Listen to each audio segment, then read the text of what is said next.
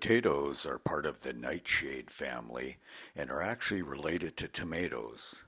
They were native to South America and brought to Europe around the 16th century, and now they're grown everywhere. They're very easy to grow indoors in containers. They suggest using only certified seed potatoes from nurseries, but I find that if I go to the organic potato section of the grocery store, they are not sprayed with inhibitors that stop the plant growth. Here's an example how easy they start. Pretty much you want to take a piece like this, cut off to where you only have one or two of the eyes. If you have too many eyes on the one you plant, you'll have smaller potatoes. Here's an example of mine. They're planted about 6 inches in soil with the idea as they grow, I'm going to add soil to them, and they call this hilling up. Typically, you'll do about 3 patches of hilling up. You can see my potatoes here. They're probably at about the week and a half, 2 week stage. Hi, Bruce here. I was going to talk potatoes with you. You can see here we've got some pretty basic potatoes I took from leftovers from our pantry. Threw them in about 4 to 5 inches of soil, covered them with about 4 inches of soil, and they took right on off. You then do what's called a hill up process. Pretty much you bury them about this deep. As they grow up, you add dirt very loosely so that pretty much you have layer upon layer of new baby potatoes growing.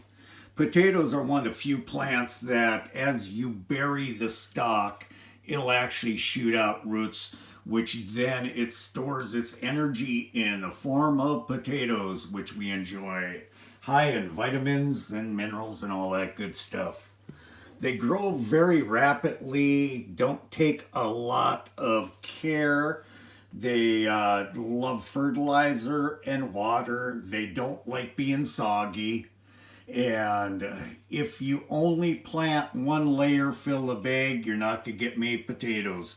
Like I say, you need to do the hill up process where you add soil as the plant grows and grows.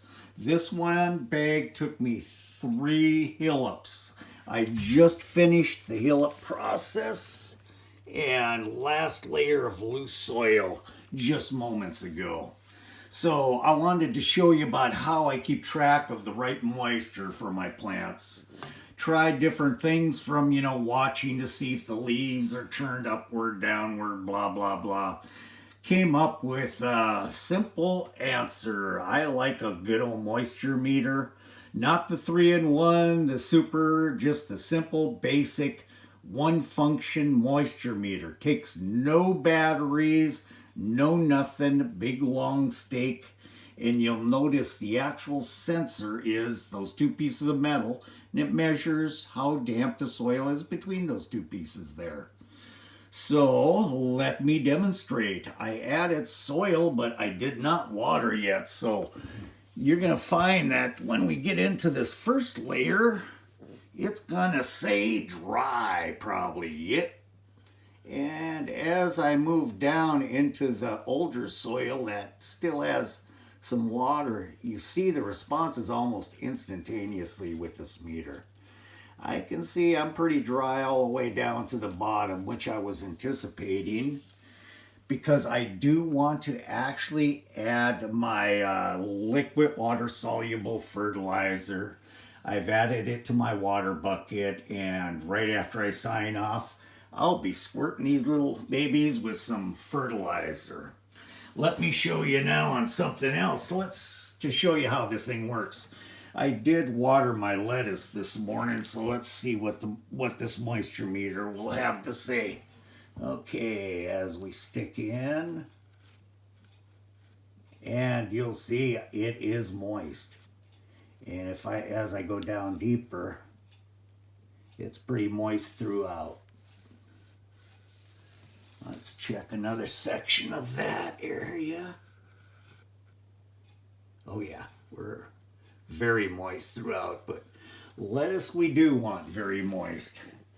And lastly, we'll see how the carrots are doing, if they need to be watered. Dry. Carrots need to be well drained. I add sand actually, and we'll notice that it appeared dry at the top, but down at the bottom we're very wet still, so I'm not going to water the carrots because they actually have water all the way down towards the bottom. That's one of the reasons why you want this longer model here that lets you tell the entire depth what your water situation is. Okay, that's my easy way of doing it. I hope I showed you that it actually works, and I'm going to sign off so I can water and fertilize my plants so that they get even better. Thanks and goodbye.